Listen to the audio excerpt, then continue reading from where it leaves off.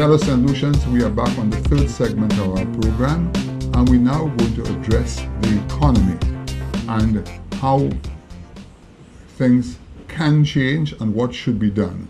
There are three areas that we need to focus on. Number one is the cruise line industry, as far as the harbor is concerned. There are areas which can be developed with outside funding. Rayneau has some ideas from away. I have some ideas because I figure Trinidad is next door, and I think there are Trinidadian business people who would be willing, with the right concessions, to come to St. Lucia. The third one is what worries me tremendously is the state of Castries, the lack of parking, and the 1,800 containers that we have sitting in a city, when in fact you have a person like Mr. Gajadhar, who I am sure, with his business acumen, the speed at which he works and we can get things, government can actually take about 5 acres of the 200 acres they have in Cul-de-sac. He can prepare, I'm quite sure, within 8 months or 7 months, a beautiful area, properly fenced off with concrete fencing, not wire fencing, with a small customs, and all the stuffing there, and free up the Castries area for the cruise ships and also for parking. Right now, where you have the Banana Association building and where the Prince Albert Basin used to be, that should be a nice parking area which would automatically take the pressure off Castries. And the last one, which all these I'm going to let Mr. Gajadhar respond to, is you need a highway from Dennery through the north, and I have discussed it with the Prime Minister. He is totally on board, and I think they're doing a feasibility for it at the moment. But by the same token, what worries the Prime Minister is the cost of repayment. I am convinced that a good toll factor can assist us in repaying the cost of this road, for the simple reason that on a Sunday alone, we have almost 2,500 people leaving, 2,500 people coming, and you have the helicopter making at least over 100 trips a week. I see it myself when I go down there. The business is growing and growing, and I commend the people who own the helicopter business for what they have done. It's a service being required, and to the best of my knowledge, it costs almost $150 to fly it. It is an experience. There are people with money who will continue to pay that, but if a very, very good bus service got together by the Southern Taxi people, but with the help of government to coordinate where nobody remains out of pocket, but let them understand that standards are improving and we have to take that from there. And on that score, I asked Mr. Gajadhar to give me his take on the subject. All right. Mr. Shastri, on the economy. First of all, for our economy to grow, there's only one thing that has to happen. Foreign exchange. Correct. That is the only way we could grow. That's right. And for us to get foreign exchange, there are a number of things that needs to be done for that one foreign exchange to come in. Production and export of any sort of type, it's what's going to drive or ensure that we have growth. Let me say one thing to you. Do you accept the fact that tourism is an export? Tourism is the biggest export in St. Lucia. Okay, fine. You go ahead. That's the biggest export. When it was agriculture, it was agriculture. But I think that there needs to be special focus on what is going to bring in foreign exchange. And there are a number of things. Over the years, we have seen foreign exchange coming in from money sent back from St. Lucians working abroad. I don't think they've taken that into consideration, but that has been a significant amount of money coming into St. Lucia. That is foreign exchange coming in. Those things cause our economy to grow.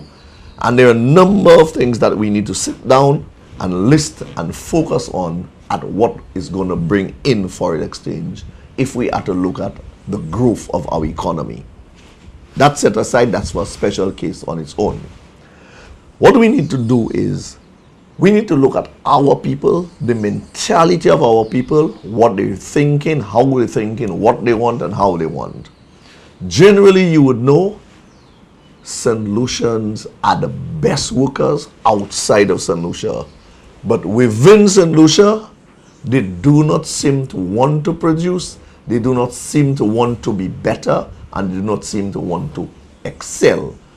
I know I have a couple of good people who excel, but I could see a numerous number of people who can excel in St. Lucia, but have chosen not to. How do we move this economy here? What do we do and how do we do? Foreign exchange, like we say. But yeah, because I've heard that story over and over, and I've given a lot of thought to it. Do you think that when St. Lucians go away to work, maybe they are given a bit more autonomy than we give them in St. Lucia, hence the reason why they excel abroad and not here? Or it's because they feel, well, they have gone away, their purpose to go away is actually to make some money and come back home? I think it's the second.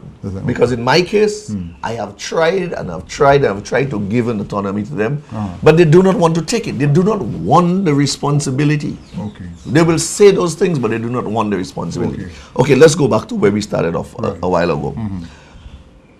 You talk about Trinidadians coming in. Yes. I think where we have failed, where St. Lucia has failed miserably, is the governments of the times have not encouraged St. Lucians or local business people to reinvest in St. Lucia. If we are to go backwards and look at all what they have done to encourage foreign investment, they go out of their way to encourage foreign investment. There is very little to nothing that is being done to encourage local investment. St. Lucia continues to do well by the small people who work hard year after year after year, keeping the economy going, and governments of the past have not seen it fit to encourage those people to do more and do better.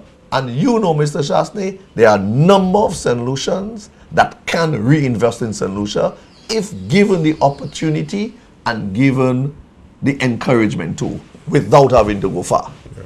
Well, you know, again, Rayneau, you are very right. And I would say I am very fortunate that 23 years ago to bring in Mr. Williams from Barbados, who many people may not know, but in my view, is one of the most honest and intelligent men in the entire Caribbean. And when he came here, there are two things I learned from Mr. Williams 25 years ago, and that is, he says, whatever you do in business, keep your prices at a good level.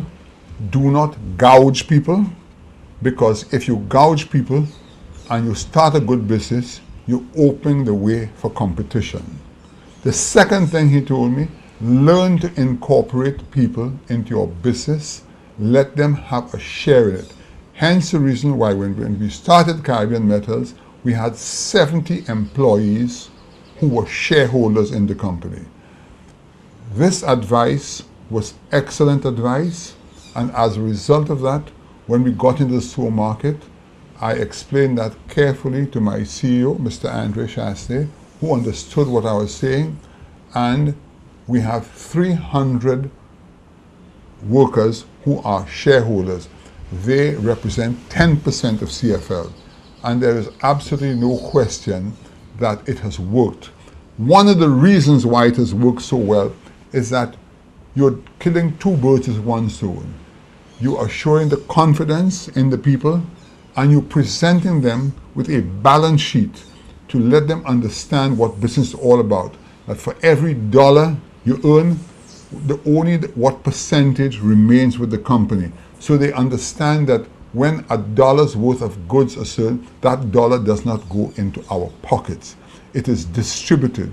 And you know, and you are again very correct, because in the case of CFL, when we were running CFL, we paid 50 million EC dollars a year in salaries. We paid about $55 million a year in excise duties and about $15 million a year between NIS and income tax. And plus the fact we extended an olive branch to the farmers.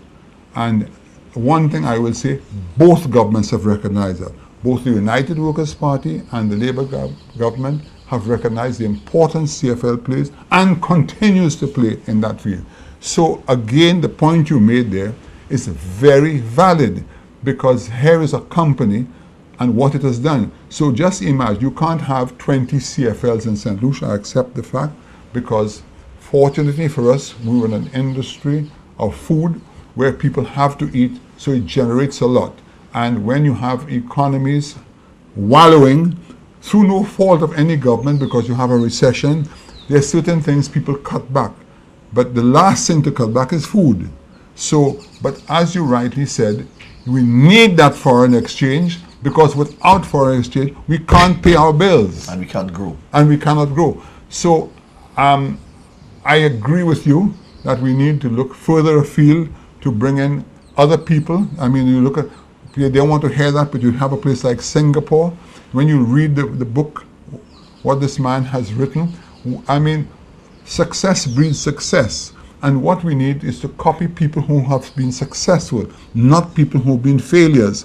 This morning, for instance, I was watching, take a case like Nigeria, which was virtually a basket case. And they started their own, and the amazing part of Nigeria, what they said on the news actually this morning, was that they did it on their own. They did not get foreign people to come in. They started to do a lot of, they opened their own banks, they started to produce their own stuff. It has a growth rate of some 7% today, okay? But Nigeria is a big country, it has oil, it has a lot of natural resources. And it has a big population. And a big population, which unfortunately we don't have. So as we're talking about that also, I've heard many discussions for and against our energy factors in St. Lucia, the sulfur springs. What is your take on that? The geothermal that is expected to get from it, I know very little about it. Okay. And I think investigation needs to be done. I remember when I was at school, I think some investigation was done. Okay. That closed down. I don't know what's the status of it. But without going into geothermal or being very far, I think the basic solar energy is more than adequate because of where we're located. Correct. We may be able to get some wind that can work. Yeah. But every little bit helps. Yes, but my view is, while the powers that be talk the talk, they do not walk the walk. Lucelec still only allows 5 kilowatts of power to be generated by yourself to sell back. Why? Because Lucelec is a business that continues to make money and has a monopoly.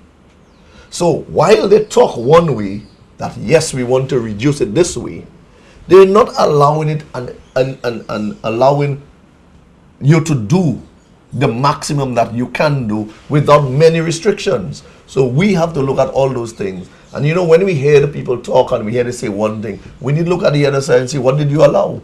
You only allow 5 when I can do 25.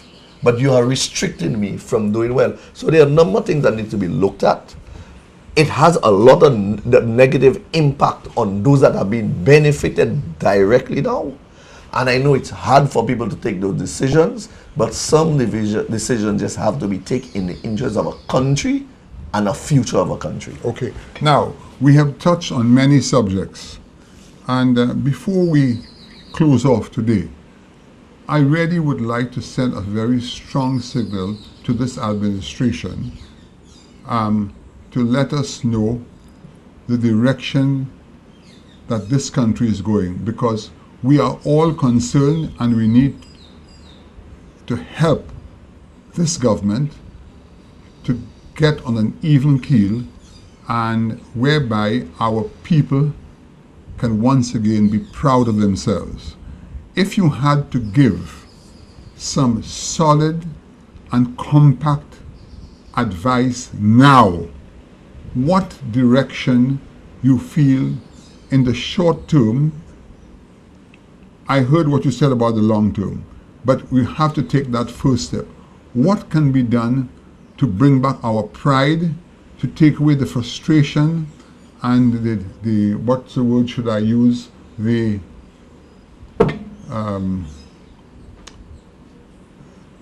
loss of hope in St. Lucia at this time? All right. I don't think it's loss of hope. I think, Mr. Chasney, over the years, what has happened to our people is they have grown comfortable doing very little and getting a lot. Right. The governments of the past has encouraged it by giving, never demanding that you must work for you to get. And this is one of the things that has brought us where we are today. With a down economy now, not just in St. Lucia but in the world, it had to happen because we were spiraling out of control where it just didn't make sense. Up to today, if you were to ask anybody working, what did I produce today?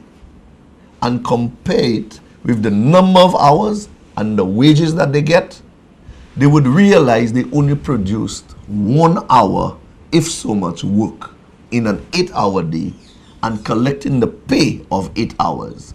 Those are the things we have to look at very, very closely. It is as bad as that. It is as bad as that. And is that something that you have noticed in your own business? I have noticed it in my own business, and you could ask anybody individually to do a test for themselves. Write down for the day, what did I accomplish? Put a time limit to what you accomplished to what it should really be, and the value of it, and you'd realize it only equates to maybe 1 hour of working time because of how unproductive we have become as a people. So we need to target that. How do we make a major change in economy?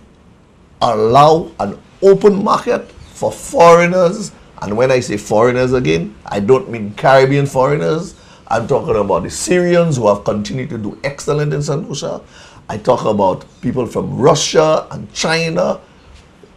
Release the restriction. Let them come in. Those are the people who continue to work. I see the Chinese coming here. They have taken over all the restaurants in Castries. You could now go and get something at 11 o'clock to eat Chinese food because they are always there when you need them. Those are the people that want to work and continue to work. And that is what is going to take us to a new level. It is not going to happen overnight. But tell me something. You see, I talked some time ago to some big investors who came in and were having a difficult time in getting an alien's license. And they said to me, why are they calling me an alien? I am not from outer space. I am a human being. Which is what it is. Yeah. I mean, during that time it was there. But a lot of things has to change. And I say this time is a good time because it is going to put pressure on the authorities to see that those things no longer make sense. Correct. And no longer work. Get rid of it. Let's move to something new. But, the way I see things, what I see and how I see may not necessarily be how it will happen. It will happen, or the powers that be see it. But tell me something, Rayneau. I think both of us, in our own right, are respected business people on the island who have worked very hard. And what can we really do to have, say, a one-to-one discussion with the Prime Minister and say to him, look, PM, this is where we are today. Elections is 2.5 years away. What can we do to provide you with the experience we had as business people that worked and to move this country forward? For instance, I've said repeatedly at the planning department, I mean, it's not a bad bunch of people, but it's the whole way the planning has been set up. Like, for instance, I was reading the papers this morning, and I noticed where the chairman of the DCA has resigned his position. And reading through the lines, I can see a level of frustration. I saw it in the article, though Mr. Gurley was very cautious what he wrote, which is understandable, but it sends another signal, okay? I have said repeatedly, it is called Development Control Authority. The word control should be removed. And this is what Mr. Gurley said. The control is what's killing us. You yourself, you went through some very difficult times with the planning department. Okay, you may have been at fault to a certain extent, but you know, by the same token, it was very costly for you what you had done, because you know you were providing a service to certain builders in the north, yeah. Okay, and to go all the way down to cul-de-sac is an additional cost. Major cost. I understood what you're doing. I understood because my projects are up north, and I had to go all the way down to cul-de-sac, and sometimes I think twice and see where I can scrounge to get something in the north. So whether it's 2% of your business I take away as a result of that, it's a loss. And you know, that's what I'm talking about. When these things happen, they should not just put the big stick on Rayneau Gajadhar and say, you know, that should be done or that. They should sit with you and say, okay, fine, you know, okay, you can't do it, but we can suggest that we can go here because there's a reason for it, not just implement. But in my case, for that specific incident, yes, I think it was beyond the Development Control Authority. Yeah. Let's not hit them for that. It was the residents. No, it was not the residents. Let's just leave that so that has moved on. Yeah. But you know, it was the power. Yeah. It was the power. It was not the Development Control Authority per se. Okay. It was the power. Yeah. But whatever what it I'm was, saying is, at the end of the day, it affected you. It did affect me, okay. But you know, things always happen better. And things go on for a reason. Right. But that's just an incident, you know. But yeah, so these are the areas that you take, for instance, a pet project of mine has been to do a medical school, okay? Right now, because of the economy, I have certain questions as to whether I should go ahead with it, but I still feel within my heart it's something, because business people know what will succeed, okay? And I believe, just like you said a while ago, you need foreigners to come in. If I have a medical school, I'm going to bring in foreign students, so they will come. And you know, what I would love to see tomorrow, I don't want to be soft-soaped by anybody, but I would love to see a government minister or a planning officer come and say, look, Mr. Chastney, you know, I know you want to put down this medical school. I think it's a good idea. It's to our benefit. What can I do to help? But, you know, we get resistance, you know. Can you bring this and bring that? And it just frustrates you. That's all it is. Because I have said repeatedly, there's an old saying, strike while the iron is hot. What you and I think of this morning, and we want to do this afternoon, we don't necessarily want to do it tomorrow. That's correct. Okay? And how do I get that across to people who are sitting at a desk? And as I went to a discussion, a seminar at the Sanders Grant, and I listened to the president of Fannie Mae speaking. And exactly what I'm telling you, what he said. When somebody goes into the planning department, okay, they want to be welcomed with open arms, you know. What can I do for you? Can we move forward? Make a suggestion, okay? Say, look, we're willing to contribute some of our time to make it happen. And that's where we are. Right. But before you go, Mr. Chastney, you asked the question about what can we sit and tell the Prime Minister to do, right? I think Dr. Kenny Anthony, I respect him a lot. I too. And I like him as a person. But I think he knows a lot of what needs to be done. Like Obama, he is restricted being a politician and having to take those tough decisions that he has to take to move the country forward. He is bombarded by restriction and restriction and restriction. And he has to be really, really strong to say, no, this is what has to be done to get this result and move on with it. But I think he tries his best. I don't think he's out of ideas. I don't think he doesn't know what he has to do. I think he knows exactly what he has to do. But it's the restrictions that he has that is preventing him from ensuring that he does what he has to do. This is Open Mic. We have one more session to deal with. We'll be right back.